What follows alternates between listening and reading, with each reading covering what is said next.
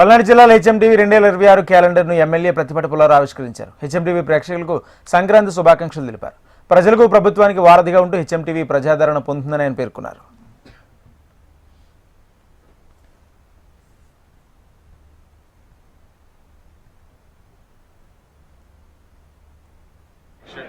యాజమాన్యానికి సిబ్బందికి దాంట్లో ఉన్నటువంటి జర్నలిస్టులందరికీ సంక్రాంతి శుభాకాంక్షలు.